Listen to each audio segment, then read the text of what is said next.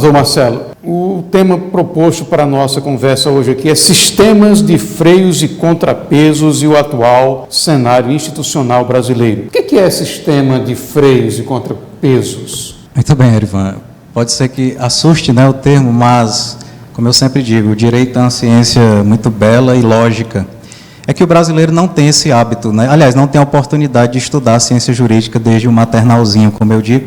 Mas o sistema de freios e contrapesos é um instituto jurídico. Nós tivemos a oportunidade de estudá-lo no curso de Direito. É moderno, é inspirado no direito americano. Do que trata exatamente? Nós estudamos esse sistema de freios e contrapesos na cadeira de Direito Constitucional, e ele é uma espécie de mecanismo criado para atribuir a cada um dos três poderes, executivo, legislativo, judiciário, competências exclusivas, digamos assim, prerrogativas, poderes, para conter eventuais excessos, desvios por parte de cada um, mutuamente falando. Da mesma forma que Montesquieu, francês, pensador francês, criou, idealizou o sistema tripartite, né, em que as funções essenciais do Estado, legislar, administrar e julgar, são, respectivamente, distribuídas entre três poderes, executivo, legislativo, judiciário. Também o sistema de freios e contrapesos, ele vem a posteriori e foi acolhido pela Constituição Federal de 88 para justamente conter esse abuso, né, evitar que eventualmente um desses três poderes sufoque os demais. E isto também na definição da ciência política, que é uma disciplina, uma cadeira do curso de Direito, e é a ciência política quem tem autoridade para definir o que é um regime ditatorial. A ciência política diz que a ditadura se configura, o regime ditatorial, quando um desses poderes, por alguma razão, sufoca os demais. O sistema de freios e contrapesos é isto, ele é um mecanismo utilizado neste sentido, para conter eventuais abusos ou desvios da parte de qualquer desses poderes para com os demais. No caso do Brasil, existe um agente que tem essa função, e quem seria esse agente? Na verdade, eu vou dar um exemplo bem prático para que as pessoas entendam, os nossos telespectadores. Como é que se dá o sistema de freios e contrapesos na prática? Vamos supor, o legislativo, que é um dos três poderes, e aqui eu gostaria de abrir um parêntese, só há três poderes constituídos no ordenamento jurídico brasileiro, porque alguns setores da vida nacional, né, como, por exemplo, alguns setores da mídia, se subrogam, né, nessa condição de quarto poder e não existe. Né? Institucionalmente só há três poderes. Alguns se arvoram disto, mas constituídos só três. Então, imaginemos, por exemplo, que o poder legislativo, encarregado de editar normas no sentido geral, edite uma norma, uma lei, um comando qualquer, que na prática esteja eivado de inconstitucionalidade. Então, vem o poder judiciário, que é independente, autônomo, os três são independentes e autônomos entre si, devem ser harmônicos. Então, vamos supor que através do controle difuso ou concentrado, o que é o controle difuso?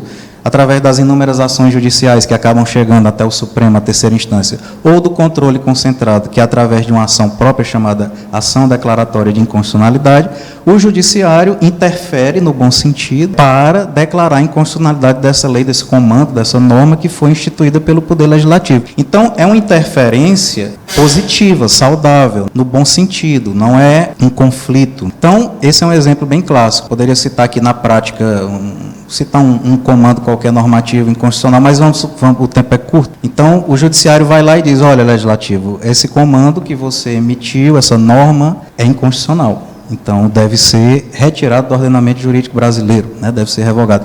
Isso é o sistema de freios e contrapesos, e a gente poderia citar exemplos outros, né, num sentido de parte a parte, mas é isto. Né? No caso das cláusulas pétreas da Constituição, seria um momento para isso? Pronto, veja bem, as cláusulas pétreas não são pétreas à toa, né? Então, elas, por serem pétreas, elas têm assim, uma tendência de serem, vamos dizer assim, eternas, né? Mas são cláusulas pétreas, não nesse sentido cronológico temporal, mas pétreas no sentido de imutáveis, intocáveis, porque são conquistas, né, que nós obtivemos ao longo da história, construção jurídica, e então, quando a gente vê, já seria, acho que, pauta para uma outra pergunta, nós vemos o atual cenário institucional brasileiro, que é o tema da nossa conversa de hoje. A gente vê esse sistema de freios e contrapesos sendo patentemente afrontado, né, desrespeitado por conta de algumas posturas de determinadas pessoas que, em vez de ilustrarem com suas ações esse espírito, né, institucional, não, avocam para si prerrogativas, entre aspas, poderes, competências de que não dispõem. São posturas arbitrárias, personificadas, né, o que a gente está vendo aí. Podemos ser mais objetivos. O próprio Supremo Tribunal Federal, que constitucionalmente, tem essa função precípua de defender a Constituição, zelar e velar por ela. A gente fica atônito, nós da comunidade jurídica principalmente, de vermos o próprio Supremo Tribunal Federal, que é o guardião da Constituição, tem essa vocação, perdoe-me a expressão, mas rasgando a Constituição Federal através de inúmeras medidas totalmente arbitrárias, antijurídicas, ilógicas, ditatoriais mesmo, e concentrando na pessoa do ministro Alexandre de Moraes. Não é nenhuma novidade dizer isto aqui, porque é uma coisa muito clara, avocando para si todo tipo de atribuições, presidindo tribunais em sequência, assumindo a relatoria de demandas judiciais chamadas de polêmicas, ou que tem um efeito, um peso na vida de todos nós brasileiros, é uma coisa que é no mínimo estranha e inusitada. A gente vê uma pessoa protagonizando todo esse cenário, quando na verdade trata-se de um órgão colegiado, é uma instituição, é um dos 3 poderes.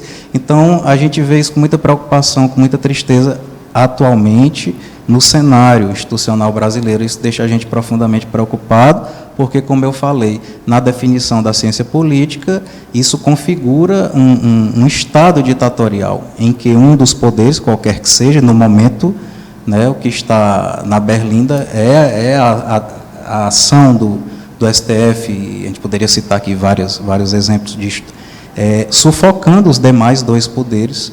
Né? A gente vê, por exemplo, a nível estadual, é muito comum, nós que advogamos, nós vemos isso com frequência, o Poder Judiciário, usando uma expressão aqui bem popular, com a cuia na mão todo ano, pedindo ajuste de dotação orçamentária ao Executivo. E aí o Executivo se vale disso, muitas vezes intencionalmente, para sufocar mesmo, para, digamos assim, como eu falei, tudo depende de orçamento, né? Tudo depende de dinheiro, infelizmente, mas é um mal necessário. Mas, enfim, a gente vê todo ano isso, uma instituição com a cuia na mão, pedindo ajuda mesmo a outra, e isso gera, Erivan, em termos práticos, uma dependência, né? Até uma subserviência, né? E isso, sem dúvida alguma, para nós que estamos nas lides diariamente, a gente percebe que isso reflete no dia a dia, né, inclusive das próprias decisões. Isso é muito triste, preocupante, porque, à luz do princípio da tripartição dos poderes, do Montesquieu, esses poderes devem ser totalmente harmônicos e independentes entre si, embora eles se influenciem positivamente, né, no bom sentido, eles interagem, eles se influenciam, né, mas é para ser institucional e não pessoal. Bom, existem 2 poderes que têm aí uma interferência direta do cidadão, que é o Executivo e o Legislativo, que são eleitos através do voto. Doutor Marcelo, existe alguma possibilidade de que esses poderes atuem para garantir o respeito à lei, a harmonia que o senhor fala aí entre os poderes? Como eu disse, isso é muito claro na Constituição Federal, né? Isso é uma ideia que é totalmente acessível a qualquer brasileiro. São princípios que estão consolidados historicamente, são conquistas, né? São conquistas. E o que é que nós vemos atualmente? Panorama institucional brasileiro, nós vemos com muita preocupação. Esse personalismo, né? Essas flexibilizações, o próprio ordenamento jurídico, eu costumo dizer, está em risco. Está em risco.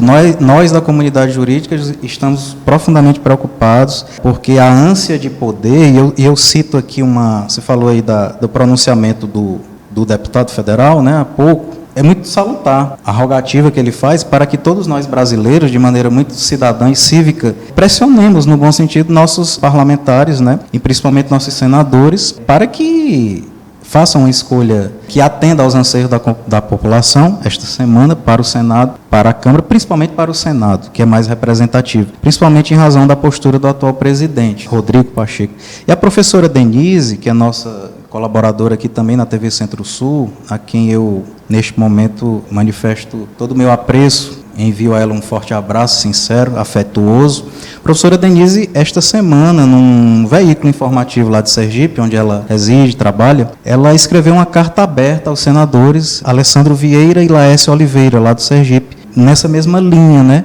Fazendo uma rogativa a eles para que votem com consciência, né, façam uma escolha positiva. E eu citaria aqui apenas, recomendo a todos a leitura do artigo. Ela é articulista do veículo Sergipe Conservador, Informação e Opinião, e logo de cara, né, no preâmbulo aqui do artigo dela, ela cita uma frase que é do pensador, historiador inglês Lord Acton. Ele diz assim, é uma frase que reflete muito bem essa realidade institucional brasileira, diz assim, abre aspas, o poder tende a corromper, e o poder absoluto corrompe absolutamente, de modo que os grandes homens são quase sempre homens maus. Então, fica para reflexão, o momento é grave, institucionalmente, as pessoas podem até achar que está tudo muito bem, mas quem, de alguma forma, nós da área jurídica, vocês do jornalismo, e os cidadãos conscientes, brasileiros, devem estar, tanto quanto nós, profundamente preocupados com esse momento, porque a gente vê realmente um cenário, no mínimo, preocupante nesse sentido institucional.